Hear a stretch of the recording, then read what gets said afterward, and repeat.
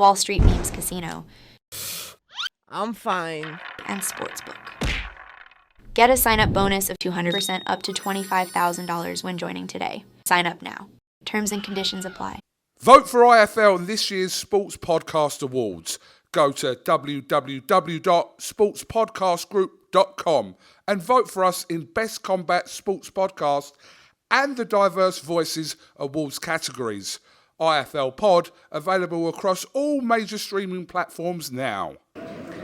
Andrew McCART, IFL TV. Johnny Nelson saved the best for last. His words, the best till last. We're here in Liverpool for a huge card. Natasha Jonas against Michaela Mayer. Now, Johnny, it's been said that this is the female version of Hagler Hearns. I've heard Paul Smith, Liam Smith, I've heard Joe Gallagher all say this has got a fight of the year potential and we're only in January. Do you echo all that? Totally agree. I think you've got two accomplished, confident, self-believed headliners in Jonas and Mayer, and Jonas has got all the experience, and she expects you to think, I've been there. You know, the only thing against Jonas is pace, because she's 39, I think Mayer's 33. Mayer, she loves a big stage, and she's confident. She's very clever in our sport. So now it's a case of who picks the right tactics, who can draw the other into their style of fight. I expect Natasha. She knows she has to have a fast start. She knows what she's capable of doing, and she can punch. Michaela thinks Natasha's slow, and Natasha's like smiling, thinking, really? If she thinks that she's got a problem, she's not done her homework right. Michaela's coach is saying, you know, this is like going to be like Hagler Hearns. I remember when Harold Graham boxed Mike McCallum, and Mike McCallum said to Harold Graham, as long as you don't run, this fight's mine. It took Harold's ego, and he's like, what? I'll show you. Got in there. It gave Mike McCallum exactly what I wanted. He stood there, and Mike McCallum had something to hit. And even though I thought Harold won the fight, he lost the fight. You know, he lost the fight by 1 point. He got hustled into changing his style of fight. And I think Michaela's coach is doing the same thing. This has got Hagler and Hearn written all over it. This has got Fight of the Year written all over it. And because Michaela needs Natasha in front of her. She needs her. But actually, I think for Michaela's a good fighter. She's not got more experience and more depth than Natasha. So she needs Natasha to fight her fight. And then it'd be down to want and desire. Obviously, Jonas, Scouser, hometown, Liverpool, Scouse fans, she's got all the advantage in terms of that. We know how passionate the Scouse fans are in any sport. Michaela Mayer, though, this is her fourth time in the UK.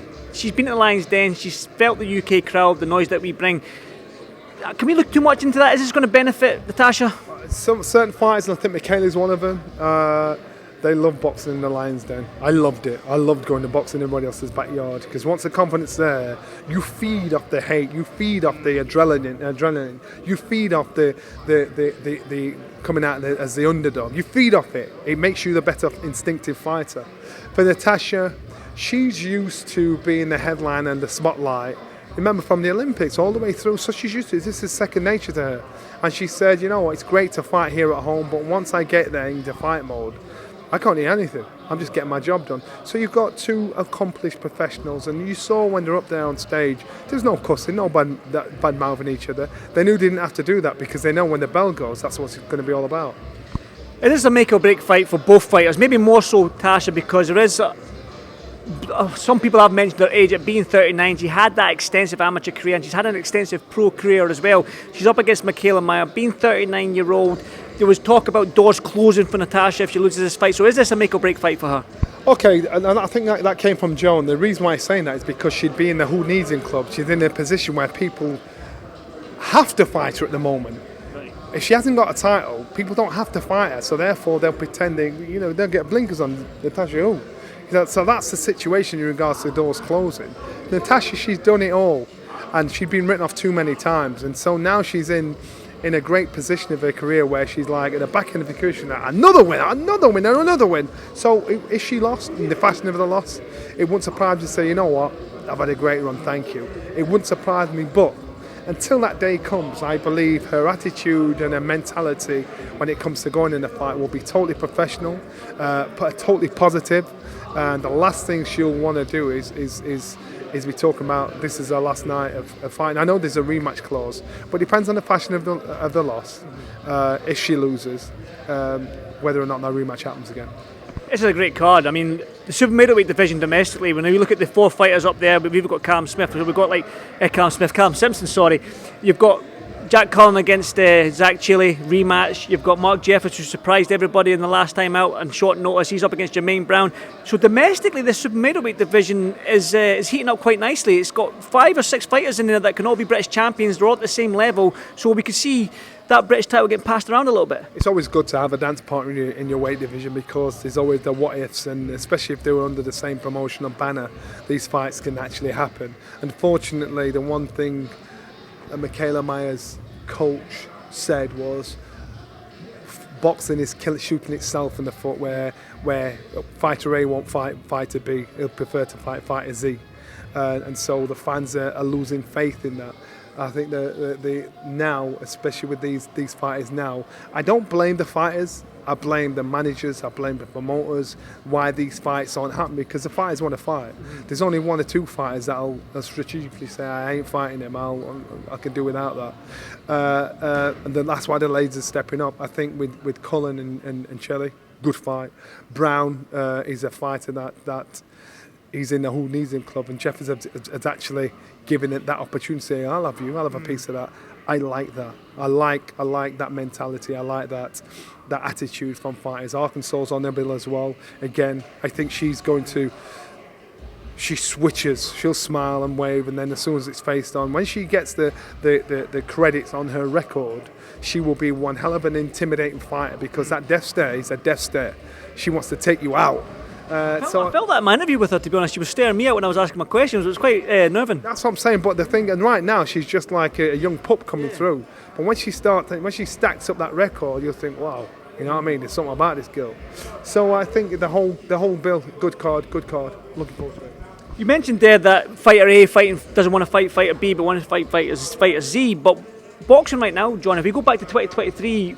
We got Spence Crawford, we got Tank Davis and Ryan Garcia, we got some very Canelo and all these guys fighting good fights in Charlo. So we're getting to see these fights. We had sort of like Tyson Fury and Usyk come up in February, but that was announced last year. So we're getting these fights. So boxing, is it on the way up, Johnny? That's what I'm saying. So now that needs to be passed down. Right. Needs to be passed down. They need to do it on every level, European level, British domestic level. It needs to be passed down so the fans get what they want. They don't have to pay through the nose to watch it on pay-per-view. Think, oh my God, at last they've been negotiating for 10 years for this fight. You know, so this is where we need to get it done. Look at the headline: Natasha against Michaela. What a fight! You know, you look at women's boxing. It's just like you've had bumper after bumper, good top fights. That's what needs to, the precedent that needs to be set in fighting on a whole, not just when you're getting paid ridiculous dough to get it done. And it's not the fighters that do this. This is down to promoters. It's down to the managers. The fighters want to fight each other. Promoter wants to keep his golden goose, and that promoter wants to keep his golden goose. That's what they do, because they think that's my business. I've got my TV deal, so I've got to keep my champion safe, and vice versa. That's what they do. So it's the business. It's not the show. It's show business, but it's the business that's killing the show. Well, that's very well put. I do like that, Johnny. But we've seen with the Saudi deal and the Saudis and all that they're saying they want the fights. And we've seen DAZN and TNT working together and doing a split pay-per-view on it. And so we are seeing these fights get made. So that brings me on to Saudi then, Johnny. Obviously, Usyk and Tyson Fury, Joshua and Ngannou. Now, they're making the fights that we all want to see. But you mentioned getting paid big dough. So, good or bad? Good. Yep.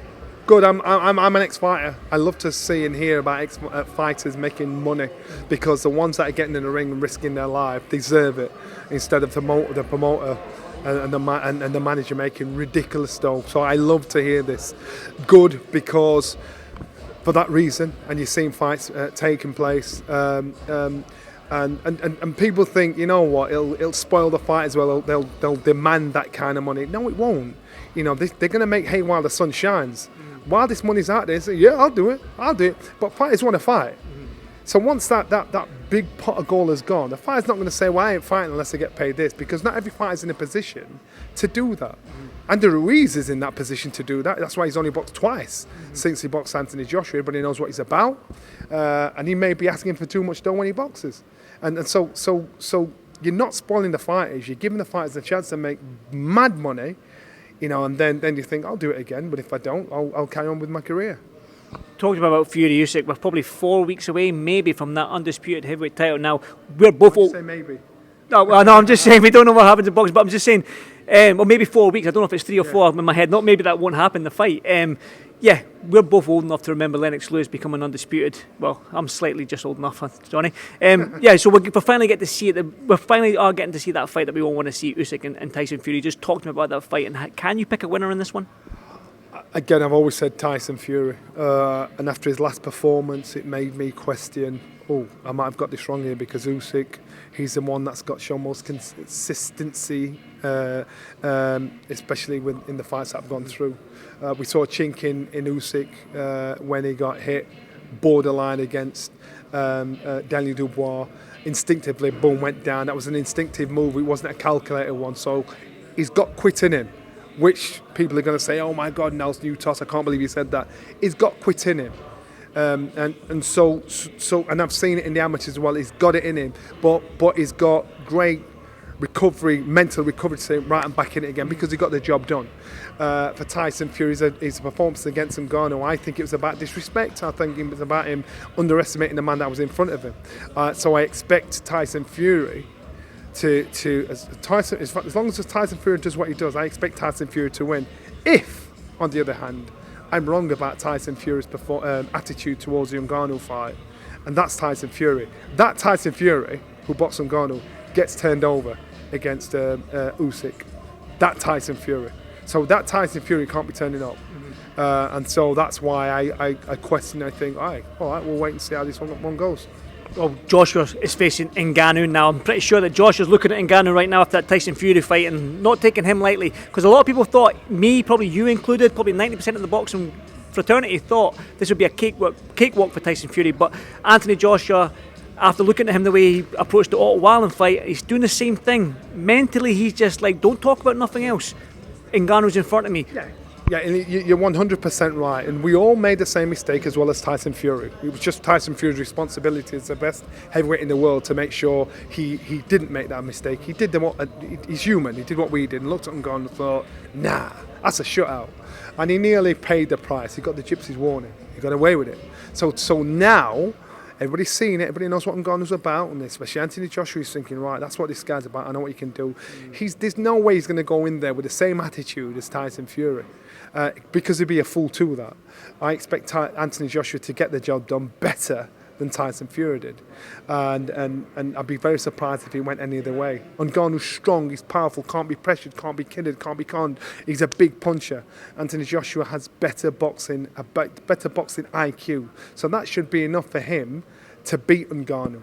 I think Ngannou can take his shot, so Anthony Joshua will hit and hurt, but he's got to be able to hit, hurt, pop and box. And if he does that, he wins the fight hands down. If he gets greedy, if he makes a mistake, if he goes in there and underestimates the man in front of him, he gets turned over. Nobody can be that foolish. We all know what Ngannou's about now, so you're giving a man the respect that the respect's due. He's got a number 10 ranking. They've made this an eliminator for the undisputed. Not fair, because you've got fighters 8, 9, 10, 8, 9, 8, 7, 6, 5, 4 that have been there. And it's like, come on, what's this about? So this, again, I don't agree with that. I think it's not fair. I think AJ's taken advantage of a system situation, and you can't blame him. It should be a walk in the park and getting paid a lot of money for it. You can't blame him. The perfectionist amongst the fight fans are saying, well, that's not fair. Again, number one isn't fighting number two. Best don't fight the best, and that's why in boxing we kind of shoot ourselves in the foot. You've seen a great headline tonight where number one fights number two. You've seen that. The heavyweights need to do that as well. Yeah. This is what we need to see more often. Obviously, this fight with AJ should have been against Wilder. Wilder got turned over. We've seen his best days, clearly. Taking nothing away from Joseph Parker. Anybody saw that Wilder, he's gone. He's not the fighter he was. And Joseph Parker took advantage of that. Right place, right time, so good on him. But if Wilder was a fighter, what would have happened is these guys, it would have been Wilder and Joshua fighting each other as an eliminator, which was fair. I think this one, because it was so controversial, thinking, oh my God, look what Ngannou's done to Tyson Fury, the best heavyweight in the world, has now gave him a top 10 ranking. It's not fair that this is an eliminator for that, but it's not Anthony Joshua's fault. You know, but if they picked that and somehow sanctioned that to be the case, then that's what they've done. I'm glad you mentioned there's a little bit on Ngannou now. Now, I know Ben Davison and Lee Wiley, they like to study tape. They like to film study and see little nuances that their fighter's opponent does. Now, there's 10 rounds on Ngannou now against Tyson Fury. Is that going to help Anthony Joshua going into this fight, knowing that there's footage of him now? Because Tyson Fury went in there with no footage of him. Just a little bit of pad work. That's exactly what I'm saying. That's exactly. Everybody now knows what Ngannou's about. But you didn't. Like Andy Ruiz. You know, unless you did your homework, you didn't know what this little fat Mexican was about. All of a sudden, my man's got fast and now everybody knows what it's about. You know, they avoid him like the plague. They only box him if they have to. And so with Ngannou now, they know what he's about. So if by some miracle Anthony Joshua doesn't beat him, one of the top 10 heavyweights will beat him because he's just strong. He can't be intimidated. He's patient. He can't be rushed. But he's not got a better boxing IQ. And maybe a better fighting IQ, but not a better boxing IQ. So that shouldn't be the case. If you are a top 10 heavyweight, that means you've got there on your merit, on your skill, on your wins, on your years of service. So nobody like Ngannou should be outboxing you as a top 10 heavyweight. It just shouldn't happen. So that's why him getting the ranking, good on him. That's because he deserved it, because of the performance he put up against Tyson Fury. Does he deserve to be an eliminator for the Undisputed? No, he don't. Johnny, one couple more then, because I think we're not the last ones here, but we're close to it. You've been in boxing decades now, including as a fighter, a pundit, been on Sky Sports and whatnot. Now, you've seen promoter against promoter in terms of they're not going to make these fights because they're not going to work together in networks and whatnot. But now it seems like we're going to get an Eddie Hearn versus Frank Warren, 5 versus 5. For me, as not just a guy with a mic in his hand, but as a boxing fan, I'm looking at that going, I like that. I like to see cross promotions getting on, whether it be Boxer and Eddie Hearn or whatever it might be. But where do you stand on this Frank Warren versus Eddie Hearn card? I actually like it. It's about time, and you know, the Kingdom of Saudi Arabia put the door up to bang their heads together and get all these promoters in a room and work together. And I don't know if it's Saudi money that these guys are doing this because it's attractive. And so where's the dough coming from? Who's benefiting from it? So and I think if it's the same situation, it's a Saudi setup, and both promoters in a position, and they're saying, we want this. Come on, step up. It's too attractive, financially attractive for them to say, no, I'm not doing it. And so now the opportunity is there, because the amount kind of money that's to be made from this situation is ridiculous, and they'd be stupid to mess it up. So of course it's going to happen. If you're given a pot of gold to say, right, boys, that's there, you ain't going to ever see this money again, of course they'll do it. Obviously, we'll go back to this card then. The reason why we're in Liverpool, we talked about it, the card, the super middleweights are on the card. You've got Aaron McKenna, unfortunately, isn't fighting Udofia, which is a disappointment. But Jonas against MAYER, for me, is an exciting fight, a fight that I'm looking forward to, a fight you're looking forward to. So for people that haven't picked up this fight for any reason, they're going about their day, they might tune into Sky Sports, they might be at the arena, buy a ticket. What should we expect? Jonas against MAYER. I'm telling you now, it's January the 20th, Saturday, 7 o'clock at Sky Sports Arena. You are going to see potentially fight of the year. Why are you going to see that? Because you've got two accomplished professionals. They weren't shouting and screaming. They didn't want to have to throw tables at each other because they really and truly believe they are the best. Now you've got one that was a golden girl in Natasha. And Michaela, she's hungry. She loves coming over to the UK because she wants to be a big-time star. I love this fight. And yeah, I do agree, this could be fight of the year because both fighters, one is at a stage in her career where she's thinking, I've still got it, I've still got enough to beat the best in the world. Another is an heir apparent. And this is one of those fights where if you love boxing, and especially female boxing, come on. This actually could be fight of the night. Out of all the fights that are on, fight of the night, and that doesn't happen very often, where the top of the bill ends up being fight of the night. You've got some card on the further down that's on at 6 o'clock. That's fight of the night. This could be fight of the night. Well, John, if I wasn't already excited, I'm even more excited after that speech. But as always, thank you so much, big man, and I'll catch you in the next one. Thank you, man. Thank you. Wall Street Memes Casino I'm fine.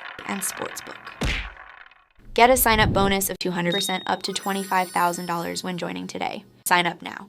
Terms and conditions apply. Vote for IFL in this year's Sports Podcast Awards. Go to www.sportspodcastgroup.com and vote for us in Best Combat Sports Podcast and the Diverse Voices Awards categories. IFL Pod, available across all major streaming platforms now.